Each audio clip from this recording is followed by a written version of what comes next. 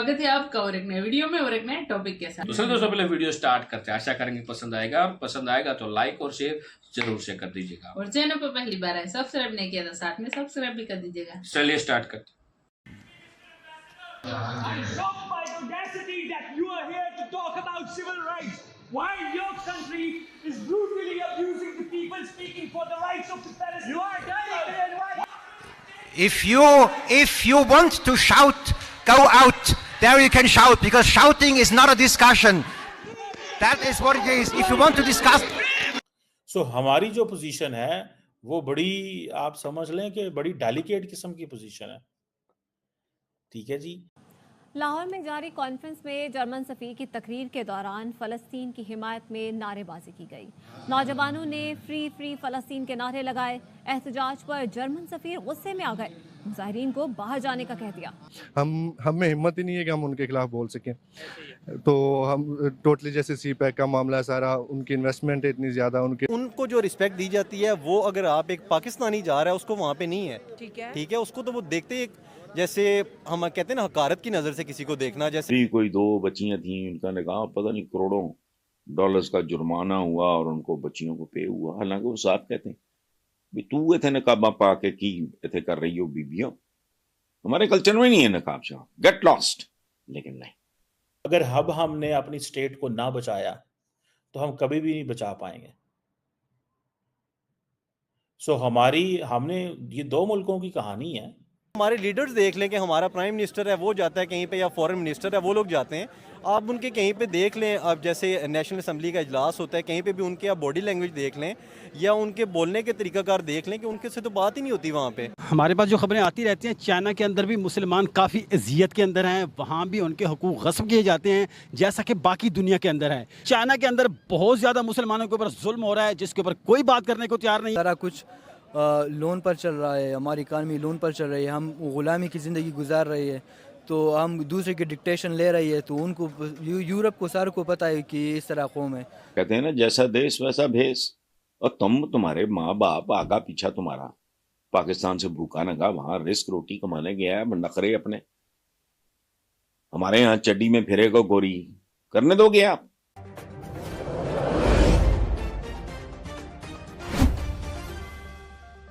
फ़लस्तीन के मुसलमान पर जुल्म हो रहा है, इसके अलावा बर्मा के मुसलमानों पर जुल्म हो रहा है, मीडिया पर दिखाया जाता है। कभी आपने चाइना के मुस्लिम्स के बारे में कोई मीडिया पर रिपोर्ट देखी है, या आपको क्या लगता है चाइना के मुसलमान किस हालत में रह रहे हैं? हमारे पास जो खबरें आती रहती हैं, चाइना के अंदर भी मुसलमान काफ़ी अजियत के अंदर हैं, वहाँ भी उनके हकूक़ गस्ब किए जाते हैं जैसा कि बाकी दुनिया के अंदर है। बड़ी बात है कि इन्हें इस चीज़ की इन्फॉर्मेशन है, नहीं तो पाकिस्तान में अक्सर लोगों को इस चीज़ का आइडिया नहीं, क्योंकि दिखाया ही नहीं जाता। जी आप पहले मुझे ये बताएं, आपको पता कैसे चला? सर, मैं हमारा इस मीडिया के साथ भी अल्लाह का शुक्र है, हम मीडिया को देखते हैं। मेरा अपना भी वॉइस वसीम के नाम से यूट्यूब चैनल भी है, तो इसके ऊपर मैं खुद बात भी करता रहता हूँ कि इस वक्त जो दुनिया के अंदर मुसलमान पिस रहे हैं, मुसलमानों के ऊपर जुल्म और सितम ढाया जा रहा है। हमारे 57 इस्लामी कंट्रीज़ के जो हुक्मरान हैं वो तो बेचारे जैसे भंग पीकर कोई सो रहा हो, ऐसे सोए हुए हैं। सर ये देखें, ये हमारे लिए शर्म की बात नहीं है, हम लोगों को ब्लेम करते हैं। कभी हम कहते हैं नॉन मुस्लिम मुसलमानों के अगेंस्ट हैं, मतलब अपने आप को तसल्ली देने के लिए बात करते हैं। कभी कभी हम कहते हैं यहूदी साजिश, कभी हम कहते हैं हिंदुओं की साजिश, कभी हम कहते हैं काफरों की साजिश। अपने आप को हम क्यों नहीं ठीक करते? और दूसरे नंबर पे चाइना के मुसलमानों के बारे में हम बात क्यों नहीं करते? सर, ये आपने गुड क्वेश्चन किया है कि हम अब असल बात पता क्या है, असल में हकीकत अगर देखी जाए तो हम मुसलमान आपस में एक दूसरे को खा रहे हैं, एक दूसरे से लड़ के ना एक दूसरे के दस्तों गिरेबां हैं। अगर मुसलमान आज एक तंजीम की तरह मुत्तहद हो जाएं, एक जमात की तरह एक प्लेटफार्म पे जमा हो जाएं, तो दुनिया की कोई ताकत भी, इजराइल को देख लें, यहूदी इस वक्त पूरी दुनिया में 1 करोड़ को टच करते हैं, या थोड़े से 1 करोड़ से अबव होंगे, 1 करोड़ 10 लाख हो जाएंगे यहूदी, जबकि मुस्लिम 1 अरब 80 करोड़ 2 अरब को टच करने वाले हैं मुसलमान। लेकिन इस वक्त पूरी दुनिया में मुसलमान मार खा रहा है। हमारी अपनी गलती है, हम किसी पे डालते हैं, या किसी की गलती है? मुझे ये सर, हमारी अपनी गलती है कि हम दूसरों पे डालते हैं। अगर हम खुद को दुरुस्त हमारी जो पोजीशन है वो बड़ी, आप समझ लें कि बड़ी डेलिकेट किस्म की पोजीशन है।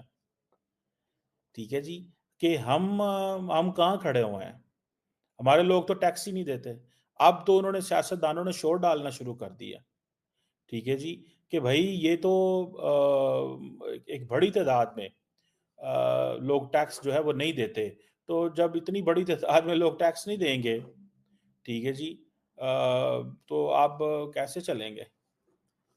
सो अगर महाराष्ट्र का, मैं डिफरेंट स्टैटिस्टिक्स आ रहे हैं मेरे ख्याल 2023 में, पहले मैंने जो फिगर कही थी वो 1.25 लाख करोड़ थी, लेकिन अभी पता है मैं देख रहा था कि एक फिगर के मुताबिक तकरीबन 2 लाख करोड़ जो है वो टैक्स देते हैं। सो डिफरेंट जो अदाद शुमार आते हैं, डिफरेंट लोग जो डाटा कलेक्ट कर रहे होते हैं। बहरहाल द पॉइंट यहाँ पे ये है कि इंडिया के अंदर जितने बड़े पैमाने पे उनको टैक्स मिलता है, तो हमें क्यों नहीं मिलता? अगर महाराष्ट्र सबसे टॉप पे है, इसके बाद आई थिंक यूपी है, फिर गुजरात है, राजस्थान है, डिफरेंट किस्म की स्टेट है। हमारे लोग क्यों टैक्स नहीं देते? क्यों ट्रस्ट नहीं करते सिस्टम के ऊपर? हमारे लोग, आप यकीन करके माने, हमारे लोग मतलब पीओएस ट्रांजैक्शंस नहीं करते, नहीं तो पता चल जाएगा हमारी वेल्थ कितनी है। हमारे लोग यहाँ इस्लामाबाद शहर में मैं जहाँ रहता हूँ, वहां पे आप रेस्टोरेंट्स अच्छे पोश एरिया में आप जाके खाना खाएं, they ask you we do not want card, give us cash. उनसे कोई माई का लाल उनको कैश पे, कैश से कार्ड पे ट्रांसफर नहीं कर सकता। और वो होटल जो होता है वो भरा होता है, इस रेस्टोरेंट के अंदर वो भरा होता है, उसके 3-4 फ्लोर हैं, सारे के सारे भरे हैं। सारे इस शहर के अमीरजादे वहाँ खाना खाने जाते हैं, गोरे वहाँ खाना खाने जाते हैं, लेकिन आपको देना कैश है, ठीक है जी। सो ये चीज़ें जो हैं ये हमें बताती हैं कि हमारा जो रहन सहन है, हमारे एक रिपोर्ट भी आई थी, हमारे तो जो पार्लियामेंटेरियंस है वो टैक्स नहीं देते। एक रिपोर्ट आई थी पाकिस्तान के ऊपर, no taxation without representation, means कि हमारे वो जो लोग, जब तक आप रिप्रेजेंट कर रहे हैं, आपको चाहिए हमें टैक्स दें, ठीक है जी। आप टैक्स देना पसंद ही नहीं करते। सो हमें इस चीज से देखना है कि हमारे लोग क्यों, हम भारत की मिसाल तो देते हैं, भारत की मिसाल तो हम भाग के दे देंगे कि जी भारत के अंदर देखें वो टैक्स दे रहे हैं, 2 लाख करोड़ जी महाराष्ट्र दे रहा है जी, ठीक है, वहां पे इतनी बड़े पैमाने पे एक्टिविटीज हो रही हैं, ठीक है जी। सो वो वहां पे क्या सिचुएशन है और पाकिस्तान की क्या सिचुएशन है? ये नहीं है कि यहाँ पे पैसा नहीं है, $1 ट्रिलियन की इकोनॉमी है, $1 ट्रिलियन की इकोनॉमी। अभी हम लोग आजकल पाकिस्तान के अंदर एक बहस चल रही है, और वो ये बहस है कि अगर हमने अपनी स्टेट को ना बचाया तो हम कभी भी नहीं बचा पाएंगे। सो हमने, ये 2 मुल्कों की कहानी है, ठीक है जी। दोनों मुल्कों ने इकट्ठा ही सफर शुरू किया था, कोई दोनों मुल्कों ने कोई ऐसा कोई बहुत बड़े रिजर्व्स तो नहीं मिले। हम ये जरूर कहते हैं, पाकिस्तान ये कहता है कि जी जब पाकिस्तान आज़ाद हुआ था तो उस वक्त हमें एसेट्स नहीं मिले थे, ये नहीं हुआ था, लेकिन उसके बाद भाई बहुत कुछ हुआ है। हमारे यहाँ फवाज ने भी डायरेक्ट रूल किया है।